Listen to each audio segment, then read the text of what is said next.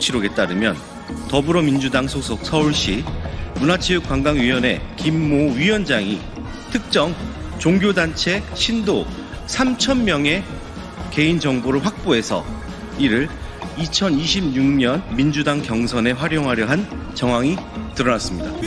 신도 3,000명 동원 의혹을 제기한 진종호의 악의적 조작에 폭발한 김경시 의원의 반격이 나왔습니다.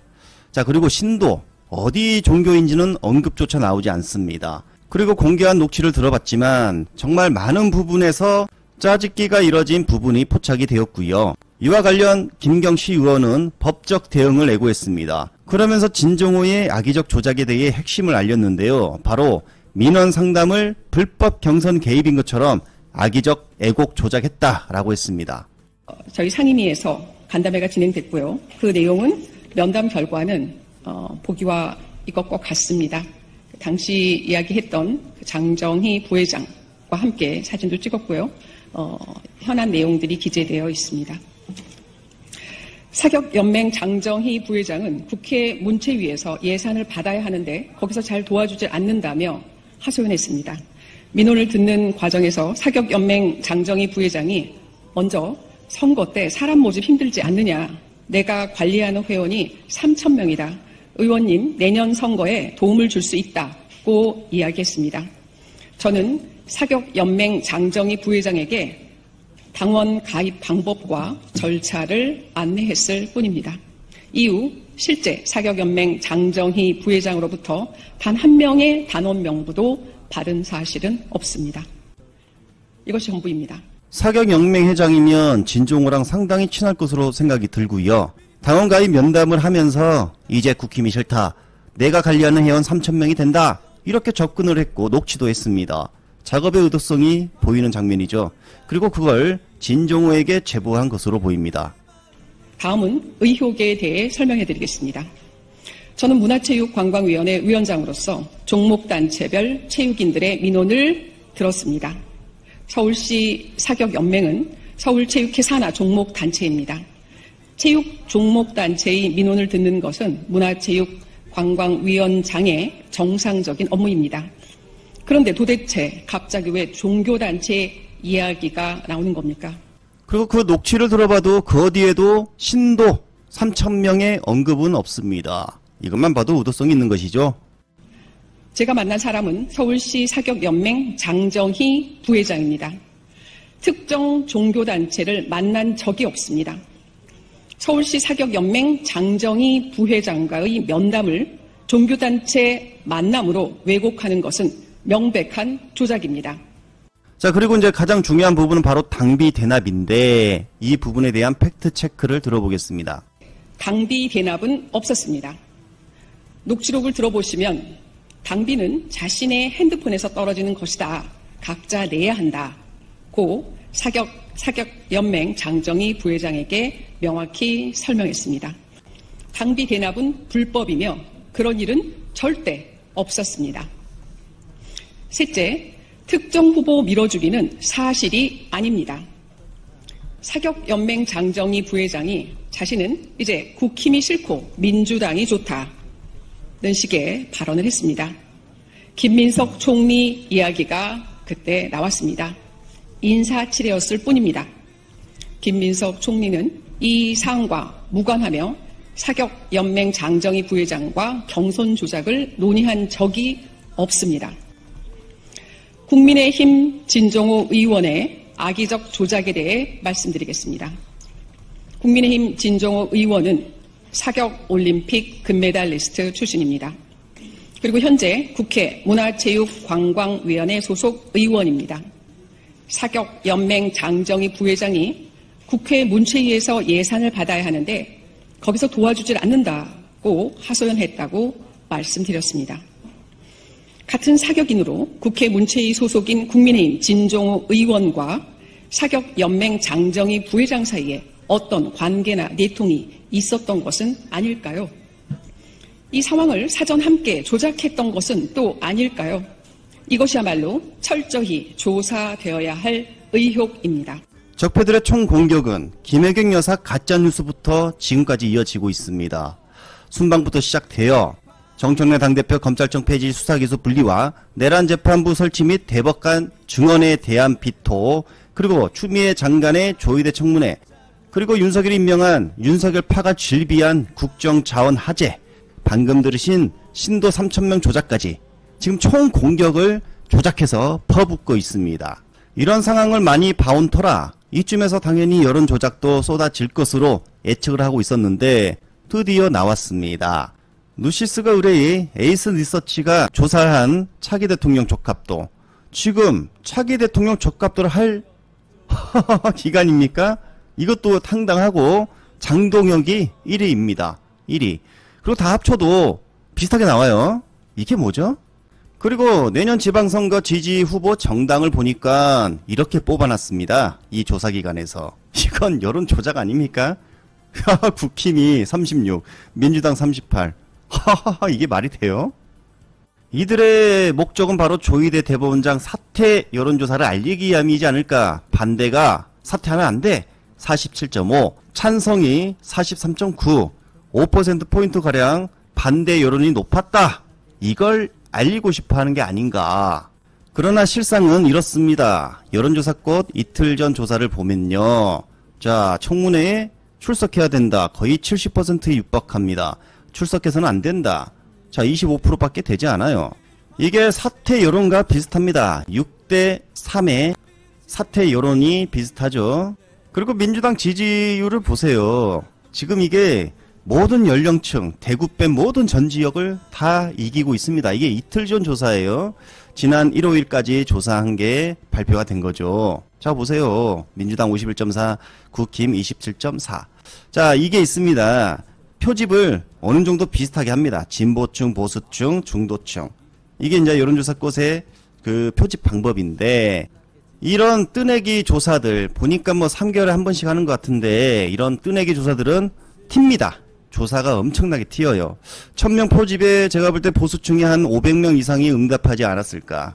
이번 추석에 이재명 대통령의 지지율을 40%대로 떨어뜨려 보겠다. 그리고 정청래 당대표가 추미애 대장군을 공격해서 민주당 지지율도 최대한 떨어뜨려 보겠다.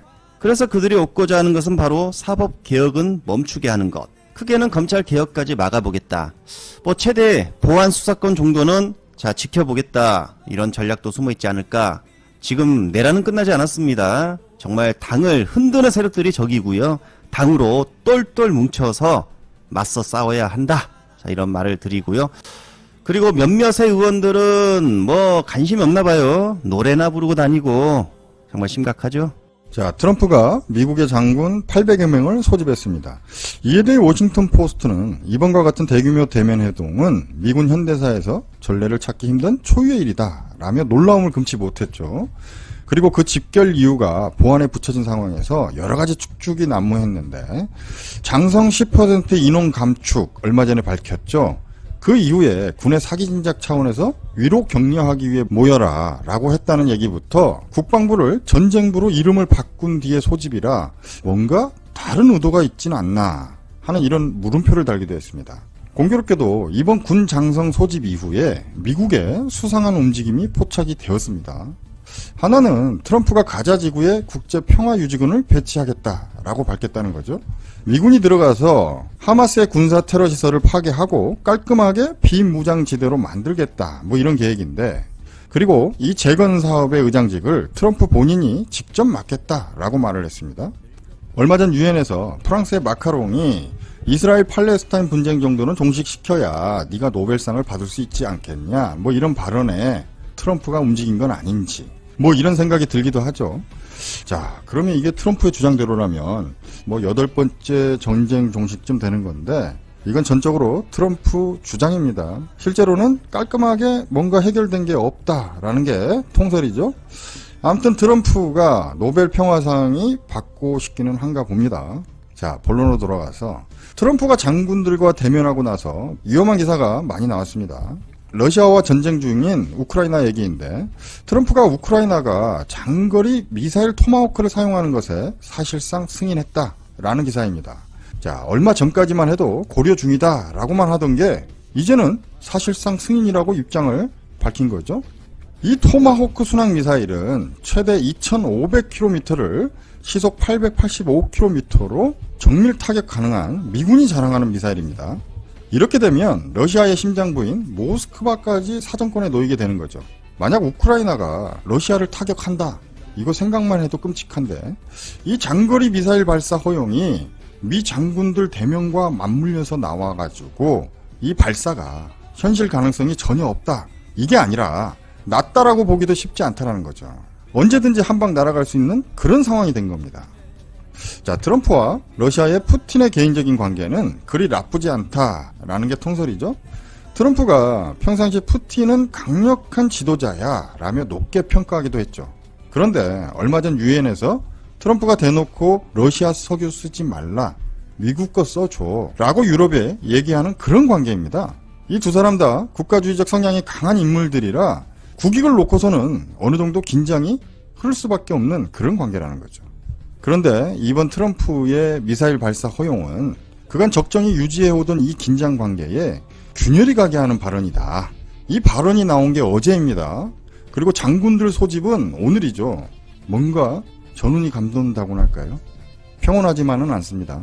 모 언론의 보도대로 장군들 1호차 모이라고 한 줄 알았는데 그게 아닐 거라는 거죠. 자, 이런 상황에서 또 트럼프가 위험한 건 중국하고도 날을 세우고 있다는 겁니다. 관세만 해도 그렇죠. 지금 현재는 11월까지 휴전에 들어간다고 했지만 트럼프가 중국에 145%의 관세를 때렸습니다. 그러자 시진핑이 미국에 125%로 맞대응을 했죠. 지금 현재 잠정적으로 관세 휴전에 들어갔지만 미국과 중국은 일촉즉발의 무역전쟁 상황이다. 그런 와중에 중국이 보란듯이 최근 만들어낸 스텔스 전투기의 시험 비행을 언론에 공개했습니다. 생긴 것도 납작한 게 미국의 스텔스와 비슷하게 생겼죠. 마치 트럼프 봐라, 이거 아닙니까? 정말 여러모로 긴장감이 고조된 상황인데 이러한 긴장감이 향후 대만과 우리를 둘러싸고 터지지 않을까, 저는 이런 게 걱정이 됩니다. 자, 오늘 얘기를 종합해보면 현재 미국은 사회주의 동맹국인 러시아와 중국, 이 두 동맹국들과 긴장관계가 형성이 되었다. 그리고 이런 와중에 미국의 장성 800여 명이 한자리에 모였다. 그리고 이건 미군 역사상 매우 이례적인 정도가 아니라 처음 있는 일이다. 더군다나 요 몇 개월 트럼프의 폭주로 다들 불만이 쌓여있는 상황이죠. 그리고 매번 예매하게도 그 불똥은 우리에게 튀게 생겼다라는 거죠. 자, 이런 거 보면 우리에게 트럼프는 병 주고 약 주고가 아니라 병 주고 병 주고입니다. 우리 한반도의 긴장도 자기가 만들어 놓고 그로 인해 발생하는 주한미군의 당요한 명분을 내세워 우리의 고열을 빨아가고 있는 겁니다. 이 인간이 평택 미군 기지 소유권을 달라고 한 말이 그냥 농담이 아닌 거죠. 얘 생각에는 당연히 자기네들이 받아야 되는 그런 권리로 생각하고 있지 않나, 이렇게 생각이 되는데 참 아무튼 힘든 상황에 놓였습니다. 자, 끝으로 트럼프에 대해 하나만 더 얘기하자면 트럼프 정말 치졸하기 그지없는 인간입니다. 우리가 스포츠와 문화의 교류에 있어서 국익을 앞세우지 않는 것이 지금까지 인류 역사의 불문율이죠. 그런데 트럼프는 미국 밖에서 제작된 모든 영화에 100%의 관세를 부과하겠다라고 말을 했습니다. 자, 영화, 음악, 미술, 체육, 이런 것들은 산업이기 이전에 예술이고 인류 소통에 중요한 역할을 해왔죠. 특히 영화는 그 나라의 정서와 문화가 그대로 녹아있는 겁니다. 자, 우리 인류가 평화롭게 공존하기 위해서 필요한 그 서로에 대한 이해, 그 폭을 키워주는 큰 역할을 담당했던 게 영화입니다. 다시 말해 영화는 산업 그 이상에 존재하는 영역이라는 건데 여기에 관세를 매긴다는 건 정말 트럼프가 뼛속까지 장사꾼이구나, 이걸 보여주는 대목이라는 거죠. 이런 자가 어떻게 노벨 평화상을 언급을 합니까? 부적절합니다. 자, 얘를 어떻게 한번 혼내줘야 되는데 참 방법이 쉽지가 않죠. 아무튼 이럴 때일수록 전 국민이 단일 대우를 유지해서 정부에 힘을 실어줘야 합니다. 국힘도 마찬가지입니다. 지금 한 목소리를 내도 부족한 상황이죠. 다 같이 이재명 정부에 힘을 실어줘야 할 때입니다. 민주당의 대반격이 오늘 나왔습니다. 깜놀한 지기현과 조희대의 이야기 시작하겠습니다. 지기현, 윤석열 구속 취소 청구, 술 접대 의혹 때마다 휴대폰 교체. 참, 고비 때마다 지기현이 휴대폰을 바꾼 사실이 드러났습니다.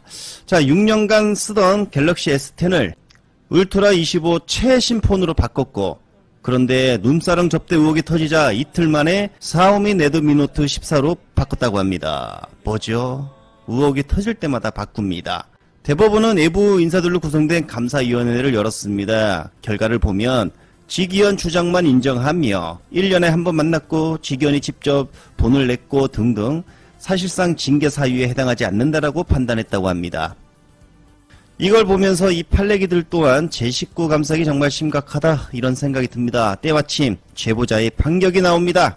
자, 민주당은 지기현 눈사롱 20여 회 접대 대법원이 은폐했다. 제보자 내용 공개라는 기사가 나왔습니다. 제보자는 1년에 한 번이 아니라 지난 수년간 본인이 직접 20여 차례 눈사롱 접대를 했다고 말했으며 지기현 판사가 비용을 지불한 것이 아니라 제보자 내가 비용을 지불했다라고 말을 했다고 합니다. 제보가 왔다는 것이죠. 해원제로 운영되는 수백만 원대 비용이 드는 눈사롱 접대 이미 분명히 밝혔다고 합니다. 딱 봐도 장소가 고급 눈사롱이에요. 예? 지기현이 윤석열을 석방한 이유를 이해하지 못하겠다. 지기현 판사와 함께 사진 속 눈사롱을 최소 7차례 갖고 현재는 폐업한 다른 눈사롱도 10여 차례 함께 했다. 자, 이렇게 제보가 나왔습니다. 제보자의 반발이 나온 것으로 보아 대법원이 조사를 제대로 안 했고 조사를 제대로 안 한 상태에서 결과를 냈다. 4개월 동안 도대체 무엇을 했습니까? 대법원에서. 제보자 목소리 들어봤나요? 와, 정말 심각하죠. 그리고 오늘 조이대가 청문회에 나오지 않자 원래 조이대가 나오면 공개를 하려 했던 녹취를 공개했는데 바로 조이대 김충식 밥 먹었다는 녹취가 등장했습니다. 자, 제가 보여드리죠. 또 제보가 왔습니다. 또 다른 제보입니다. 김충식의 최측근이 육성 녹음 파일을 보내왔습니다. 김충식은 뭐라 그랬냐? 조이대를 잘 안다. 조이대를 잘 안답니다. 밥 먹었다. 밥 먹었다. 무슨 얘기를 했냐? 그냥 밥만 먹었다. 누가 생각나십니까? 옛날에 윤석열이 옵티머스 사건 관련 변호사를 만났을 때 만난 게 밝혀지니까 뭐라 그랬습니까? 만나는 건 사실이다. 근데 강아지 얘기만 했다. 이런 보이게 앉아가지고 그 높은 연봉을 받으면서 기껏 만나서 강아지 얘기나 할 거면 뭐하러 밥 먹고 살고 있습니까? 삐리삐리삐리 바람새는 갔어도 삐리삐리삐리